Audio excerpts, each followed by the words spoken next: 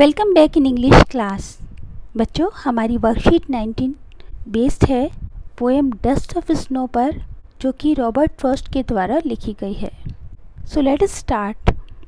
This poem is set on a विंट्री day. In the first stanza, the poet describes a simple natural happening. Snow is falling heavily. Snowy flakes have covered the top of the trees. And the poet is standing under a hemlock tree.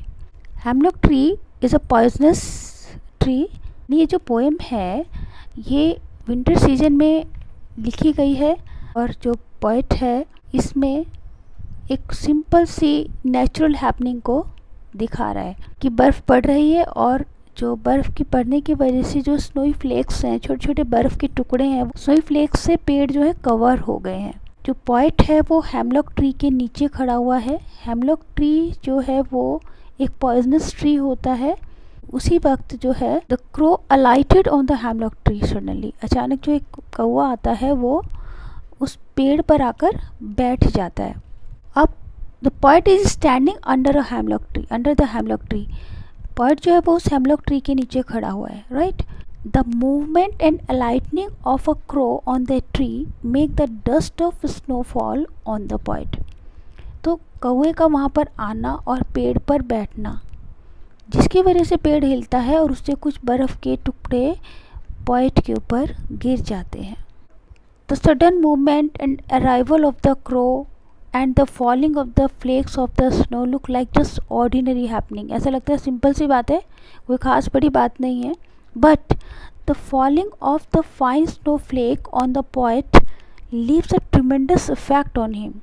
उसके ऊपर जब वो बर्फ़ के टुकड़े गिरे तो वैसे तो एक साधारण सी घटना थी, लेकिन इसका पोएट पर बहुत ज़्यादा इफ़ेक्ट पड़ता है। और this the poet was in a gloomy और डेस्पेयरिंग मूड। इससे पहले जो पोएट था वो बहुत निराश था, बहुत दुखी था, सैड था। However, the simple beautiful act of nature has a very comforting effect on him. लेकिन ये जो खूबसूरत घटना घटी प्रकृति की, उस प्राकृतिक घटना ने पोएट के माइंड पर एक बहुत ही खूबसूरत सा इफेक्ट डाला। The fall of snow over him changes his mood and mental state. जब बर्फ़ उसके ऊपर गिरी तो उससे उसका मूड और मेंटल स्टेट पूरी तरह चेंज हो गई। And it gladdens his heart. और उसने उसका जो मन था, जो दुखी था, वो उसको खुश कर दिया, प्रसन्न कर दिया। तो इस घटना को उसने पोएम के फॉर्म में उतारा है पोएट ने, क्योंकि before this incident that particular day was not going too well for him. इससे पहले जो अगर ये जब भी घटना नहीं घटी थी तो उससे पहले ये जो उसका दिन था वो बहुत ख़राब सा गुजरने वाला था, बहुत अच्छा नहीं गुजरने वाला था। और he had decided in his mind that day would go waste. और उसके मन में ऐसा लग रहा था कि उसका दिन ये आज पूरी तरह से ख़राब जाएगा। So let us start. The way a crow shook down on me the dust of snow from the hemlock tree. तो जैसे कि अभी मैंने आपको बताया है कि एक हेमलॉक का ट्री है जो पॉइजनस ट्री माना जाता है, बैड ओमेन माना जाता है। ऐसे पेड़ के नीचे जो पोएट है वो खड़ा है। पोएट कहता है कि The way a crow shook down on me, कि इस प्रकार से एक कौवे ने मेरे ऊपर शुक डाउन मतलब गिरा दी, द डस्ट ऑफ स्नो, जो बर्फ़ का चूरा होता है, बर्फ़ दो स्नो फ्लेक्स होते हैं उनको, फ्रॉम द हेमलॉक ट्री के ऊपर से। यानी वो हेमलॉक ट्री के ऊपर कौन बैठा हुआ है? क्रो जब अचानक उस पर आकर बैठा जिससे पेड़ हिला, और पेड़ के हिलने से जो बर्फ़ गिरी तो वो नीचे कौन खड़ा हुआ है? पोएट खड़ा हुआ है, जिससे वो बर्फ़ जो है, जो स्नो फ्लेक्स हैं, वो उस पोएट के ऊपर गिर गए हैं। अब पोएट जो है कैसे मूड में है? सैड मूड में है, अनहैप्पी है, और वो देख रहा है कि उसका पूरा दिन आज बिल्कुल बर्बाद होने वाला है। लेकिन जब जैसे उस पर स्नो फ्लेक्स उसके ऊपर गिरते हैं, has given my heart a change of mood, तो उससे जो अनहैप्पी, जो सैड हार्ट था वो अचानक कैसा हो जाता है? हैप्पी हो जाता है, और उसका जो मूड है वो चेंज हो जाता है। अब जब मूड चेंज हो गया तो तब उसे रियलाइज़ हुआ कि नहीं, हम किसी भी घटना से प्रभावित होकर अपने पूरे समय को बर्बाद नहीं कर सकते। और तब वो उस बैड मूड से बाहर निकलता है और कहता है and save some part of a day I had to, कहते हैं वो पार्ट जो कि मैं नष्ट करने वाला था, सिर्फ सोच विचार में, दुख में, सैडनेस में बिताने वाला था, वो मेरा समय बच गया, क्योंकि अब मैंने रियलाइज़ किया कि मुझे अपना समय सिर्फ और सिर्फ जो घटना गुजर गई उस पर वेस्ट नहीं करना चाहिए। तो in this way he was able to save some part of the day. If he had not experienced such a pleasant experience, he would have regretted at wastage of the whole day. और यदि वो इस experience को, pleasant experience को अगर वो feel ना करता तो क्या होता, वो उसे पूरे दिन वो अपना बर्बाद कर देता और फिर उसके लिए उसे बाद में रिग्रेट करना पड़ता। कई बार होता है ना कि आपका मूड किसी बात से ख़राब हो गया और फिर क्या होता है, आप उसी बात पर सोचते चले जाते हैं, सोचते चले जाते हैं, सोचते चले जाते हैं और उससे आपका पूरा दिन ख़राब हो जाता है। फिर कुछ दिन बाद आप सोचते हैं यार ये घटना पे बेवजह मैंने अपना पूरा दिन ख़राब कर दिया। तो अब ऐसी अगर कोई घटना होती है, ये पोएम हमने जब पढ़ी है तो उसके पीछे एक मैसेज भी है। तो मैसेज ये है कि जीवन में घटनाएं घटित होती रहती हैं, लेकिन हम जो चीज़ हो चुकी उस पर बार बार सोचने से और समय बिगाड़ने से, समय ख़राब करने से, अपना मूड अपसेट करने से कोई फ़ायदा नहीं होता, बल्कि हमें उससे बाहर निकलने के लिए कुछ ऐसी सिचुएशन में जाना चाहिए जहाँ से हमारा मन जो है फिर से शांत हो जाए, रिफ़्रेश हो जाए हम, तो उससे हम बाहर निकल सकें किसी तरह से। तो ये छोटी सी घटना है उन्होंने, और उसमें एक चीज़ और वो फोकस कर रहा है पोएट कि जो नेचर का साथ है वो हमें कहीं पर खुशी देता है। आप कभी भी इस चीज़ को फील करके देखेंगे, जैसे भी आप नीचे देखेंगे कि there are moments in life when we feel unhappy but nature change our mood. हमारे नेचर जो है हमारे मूड को चेंज कर देती है जब हम बहुत ज़्यादा अनहैप्पी फील करते हैं। तो जैसे कुछ एग्जांपल वो दे रहे हैं कि जैसे looking at the rising sun, उगते हुए सूरज को देखना, a new leaf on a plant, आप पेड़ों को देखिए उसमें जो कोमल पत्ता निकलता है आप उसे देखिएगा, अब उसको बहुत अच्छा लगेगा। A flower bud on a plant, आपने कोई पेड़ लगाया उस पर अचानक एक कली निकलती है तो आप उसको देख के इतनी खुशी आपको मिलती है। The sound of birds in the morning, सुबह सुबह पक्षियों की चहचहाहट वो बहुत अच्छी लगती है। क्लाउडी स्काई, मतलब बादलों से घिरा हुआ आसमान बहुत अच्छा लगता है। और ये कब अच्छा लगता है, अचानक आप बहुत गर्मी के बाद इस तरीके के दृश्यों को देखें। डांसिंग पीकॉक है, जैसे स्टार स्टडेड स्काई, तारों से भरा हुआ आसमान, लाफिंग फेस, मुस्कुराते हुए हंसते हुए चेहरे। तो ये सारी चीज़ें देख के मन को बड़ी खुशी मिलती है। और आप कभी भी जब ऐसा देखते हैं तो आप कितने भी सैड मूड में होंगे तो आप उससे बाहर आ जाते हैं। तो बस कोई ये 8 लाइन्स में उसने इतना बड़ा हमको आइडिया दे दिया कि कभी भी आप सैड मूड में हो तो आप क्या करिए, आप नेचर के नज़दीक जाइए। जब भी आप सैड मूड में हो, दूसरा मैसेज क्या देता है, तो आप अपना दिन खराब मत करिए उसी पर सोचते सोचते। तीसरा मैसेज वो आपको देता है कि आप अगर आपके पास नेचर के पास भी नहीं जा पा रहे हैं तो आप कुछ ऐसा करिए जिससे आपके मन को खुशी मिले। कम से कम उस ख़राब सिचुएशन पर बहुत ज़्यादा ना सोचें, उससे बाहर निकलने की कोशिश करें। इसी रॉबर्ट फ्रॉस्ट के जो पोएम्स हैं बहुत छोटी छोटी हैं, लेकिन उस छोटी पोएम के थ्रू वो इतना बड़ा मैसेज हमको देता है, जैसे कि इस पोएम में आप देख रहे हैं। तो इसमें जो पूरी पोएम में जो है, अगर आप पोएटिक डिवाइस देखेंगे तो वो मेटाफर यूज़ किया गया। मोस्टली रॉबर्ट फ्रॉस्ट जो है अपने पोएम्स में मेटाफर का यूज़ करते हैं।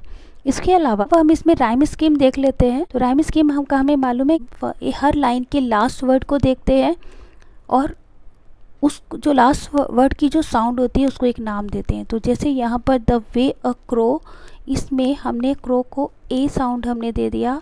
शुक डाउन ऑन मी, मी को हमने क्योंकि डिफरेंट साउंड है इसलिए हमने इसको बी नाम दे दिया। The dust of snow, crow snow, same sound है इसलिए हमने फिर से उसको ए नाम दे दिया। और from the hemlock tree, me tree, एक जैसी साउंड है, ई की साउंड आ रही है तो इसलिए हमने इसको बी नेम दे दिया। तो इसका जो राइम स्कीम बनेगा वो हमारा क्या बनेगा, ए बी ए बी। इसी तरह नेक्स्ट 4 लाइन्स में हम देखेंगे हर्ट, लास्ट लाइन में हर्ट है तो इसको हमने ए नाम दे दिया।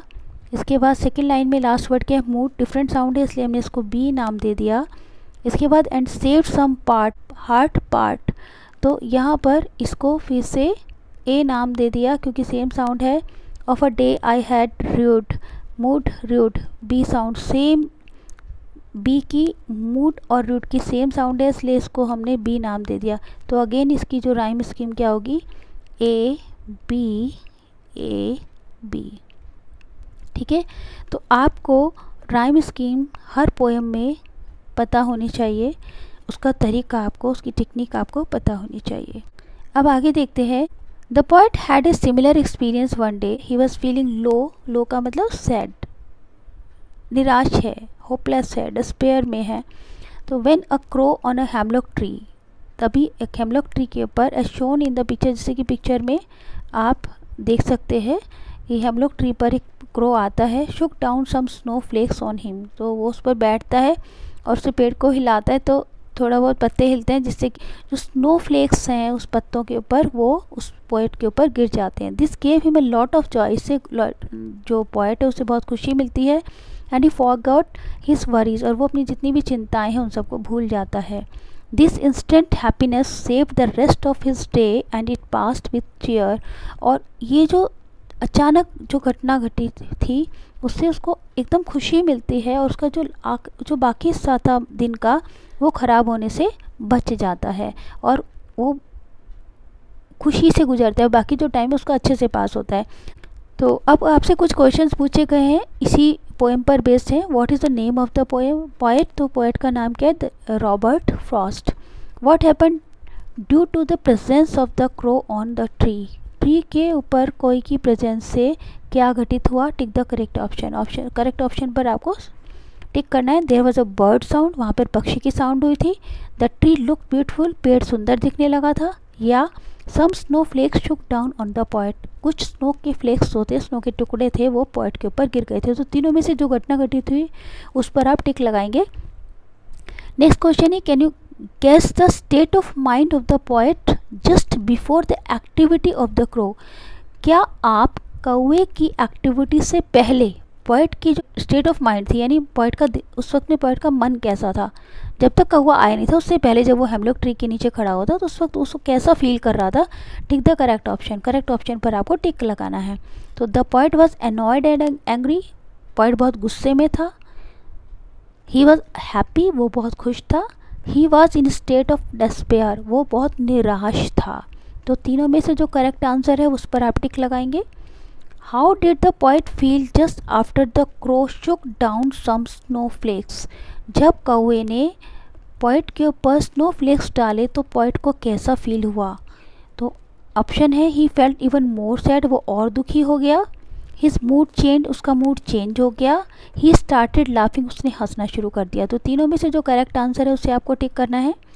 Choose the line from the poem which shows that the poet had been sad during the day, ऐसी कौन सी लाइन है पोएम में जो ये बताती है कि पोएट पूरे दिन उस दिन दुखी था। तो अब कौन सी लाइन है इसमें, ये लाइन है, has given my heart a change of mood and saved some part of day I had rued. तो यहाँ पर ये जो लाइन है, has given my heart a change of mood, इससे पता लगता है कि उसका मूड चेंज हुआ है, यानी इससे पहले वो सैड मूड में था। ठीक है, अगला क्वेश्चन है, what is the correct rhyme scheme used by the poet. अभी करेक्ट राइम स्कीम पूछी है तो हम राइम स्कीम अभी करके चुके, जो करेक्ट राइम स्कीम है तो वो आपको बताना है। Nature can give us a lot of happiness when we are feeling low, जब हम बहुत दुखी होते हैं तो अगर हम नेचर के नज़दीक जाते हैं तो हमें बहुत खुशी मिलती है। Right about one such experience of your life briefly, तो आपको अपनी लाइफ का कोई एक ऐसा छोटा सा एक्सपीरियंस संक्षेप में लिखना है, शॉर्ट में लिखना है। Explain what made you feel sad, बताना है कि किस बात से तो आप दुखी हुए थे। And how nature gave you happiness, और कैसे नेचर ने आपको खुशी दी। As you may begin like this, आप ऐसे स्टार्ट कर सकते हैं। I was not in a good mood that day, मैं अच्छे मूड में नहीं थी बिकॉज, क्यों, यहाँ पे आप रीज़न देंगे कि किस बात से, उन्होंने कहा ना what made you feel sad, किस बात से आप दुखी हुए थे, तो यहाँ पर आपको रीज़न बताना है किस बात से आप दुखी हुए। जब आप नेचर के नज़दीक गए तो उससे आपको कैसे खुशी मिली, वो इंसिडेंट आपको एक्सप्लेन करना है। तो बहुत शॉर्ट में आपको इसका आंसर लिखना है। आई होप कि आपको ये वर्कशीट अच्छे से क्लियर हो गई होगी। अब आप जल्दी से इस वर्कशीट को करके ग्रुप पर भेजेंगे। इसी के साथ हमारी क्लास समाप्त होती है। See you in the next class. Till then, stay home, stay safe. Thanks. Have a nice day.